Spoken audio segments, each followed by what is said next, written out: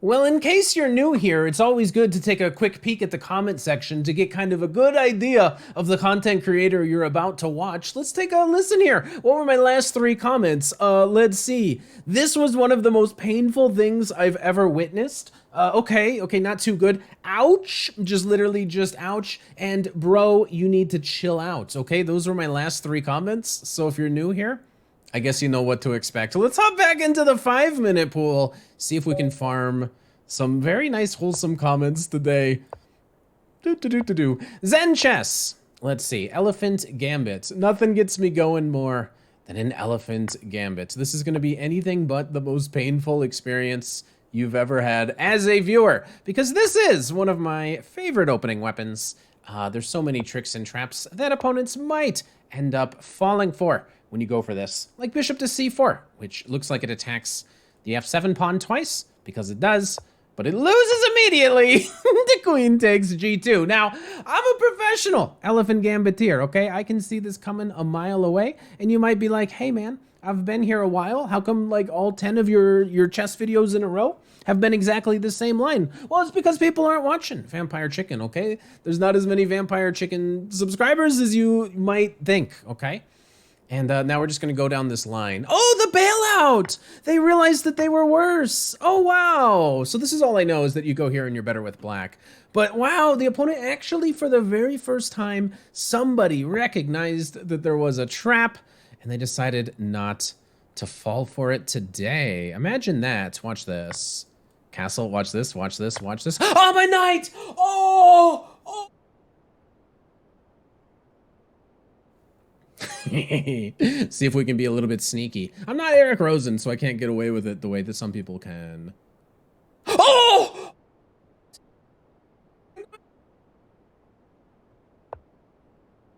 Never lucky. All right, well, let's go ahead and I guess start to develop the rest of our pieces here. Do you think there's any chance that this move makes any sense? I also could go back here. I think this move also makes some sense. I'm actually going to go with here. Coming in here, hoping that this knight moves away. We can knock it off with the tricks already. We've tried and they haven't really worked. Okay. So we're going to see the king come up. This move might, though, actually make some sense. Just repositioning the knight, so I'm going to be able to go back to the d4 square. But let's see.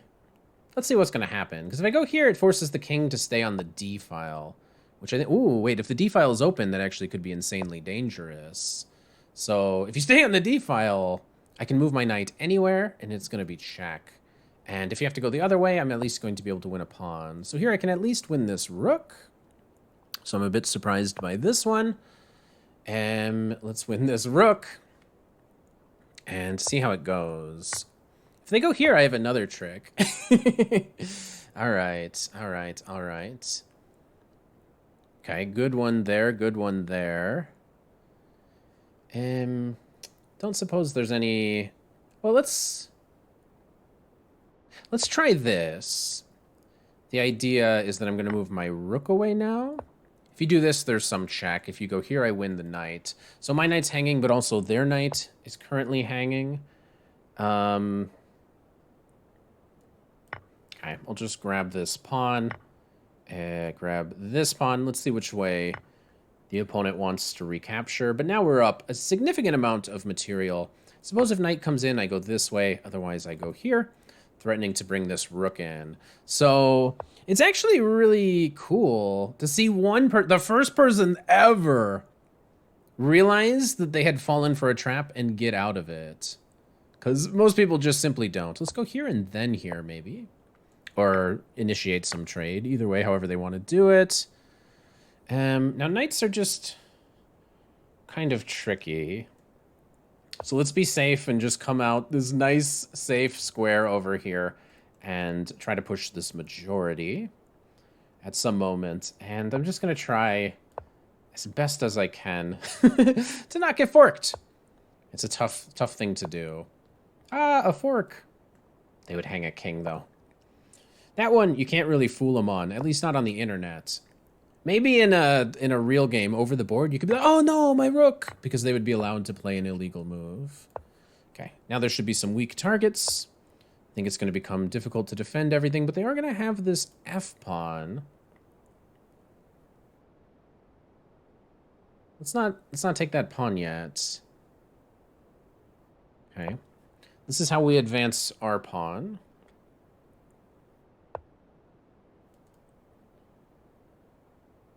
Okay. Don't see any nasty checks yet. I'm keeping my rook here to prevent this. Just need to make sure not to blunder a fork. It's a terrifying endgame, because the possibility of blundering a fork is so high. Because here I should have this. Interesting. Let's make the knight move away. Because if the knight goes in front of the pawn, then I'll have time to at least take this guy, but maybe I have something better. All right, look at this. The first time somebody has avoided falling for the trick. So let's go back in time here, analyze this with a computer. Let me show you the trick and trap that most human opponents will fall for, and then we'll analyze our game and see how my opponent here could have done better. And then you can leave your positive and encouraging comments in the comment section below. This is the Elephant Gambit, e4, e5, knight f3, d5. And in my repertoire, it doesn't really matter which pawn the opponent takes. If you want to take the e-pawn, the d-pawn, it doesn't really matter. I play knight f6 against both moves, and after the other capture, I take back with my queen. Now, there's a lot of different things that the opponent can do here. There's knight f3, there's queen e2, which is what the opponent does, and then there's d4, which is the move that I face most frequently. Now, after knight to c6, most players here, the idea of this is we're just simply challenging this knight. So most players actually will swap. You can see this is over 50% of the games, and you end up getting a line something like this that's very good for black because you're about to go here and here, and there's all sorts of common mistakes. Bishop d2, most common move, is an inaccuracy. If this bishop ever moves, you're blundering the g-pawn and some line with or without taking on c3 first. So those are the kinds of things that generally happen. But what will happen about 20% of the time or so, or a fifth of the games that you play, is opponents will go here bishop to c4. And you can see that this is only -1 after queen takes g2, counterattacking this rook. And the reason that it's -1 is only because of the move that my opponent played, queen to f3. But very few people realize, having come this far, that they've actually fallen for a trap. And 75% of the time, or over 1,000 games, people are going to be taking on f7. And let me actually hide this here for a minute. The way that this line usually plays out is you play king to e7, bond clouding the king. Now the opponent realizes that this rook is hanging, so rook to f1 is the most common way of continuing in this position. But now you can simply take this knight, and now we have a very forcing line.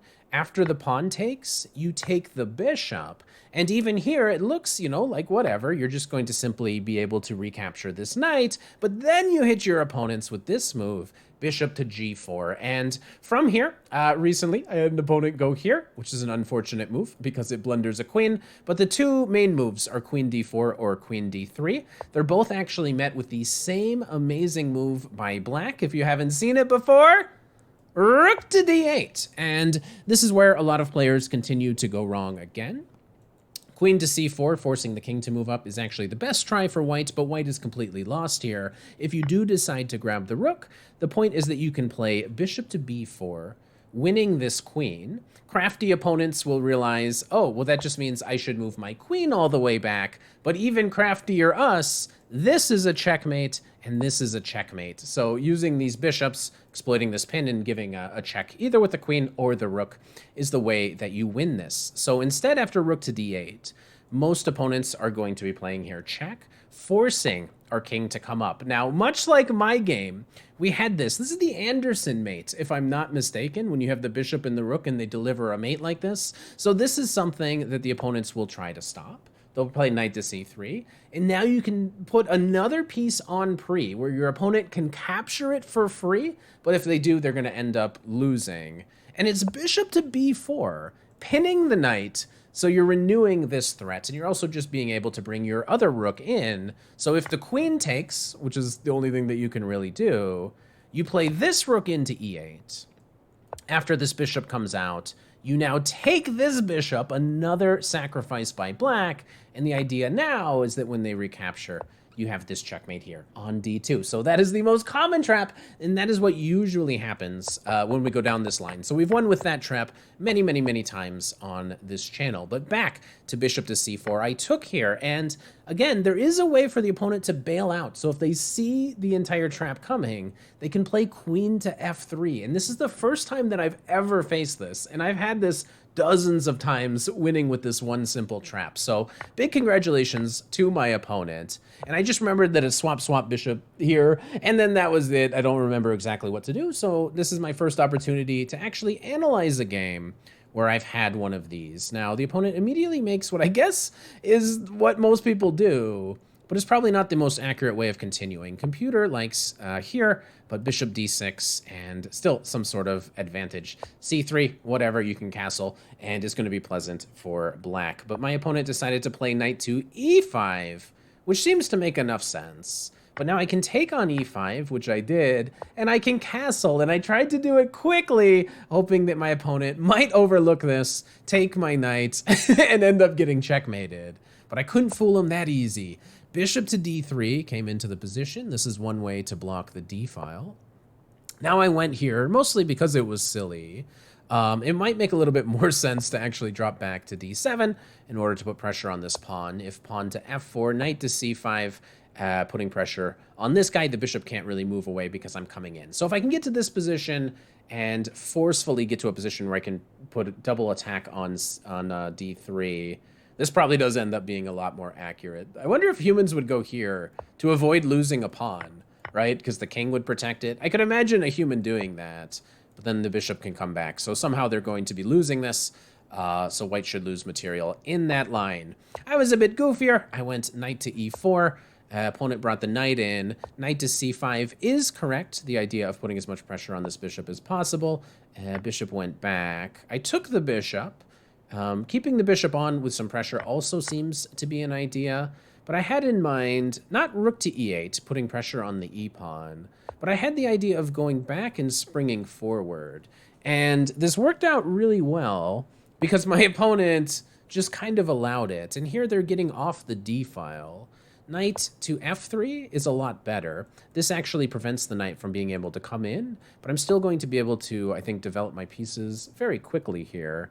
So I shouldn't have too many problems, but this looks much sturdier for the opponents. I need to still come up with a really nice way of trying to break through here, and they're going to be able to get some trades in. Maybe this e-pawn is weak, maybe there's some stuff on the e-file, but I'm going to have to prove something in this line. Instead, what we saw is the king got out of the way right away, and then the problems kind of compounded themselves with king to d3, and I guess it's an interesting try, because after the check, and you move again, their idea was to play bishop to g5, which at least is a little bit tricky because you're going to win the knight back, so it's only an exchange.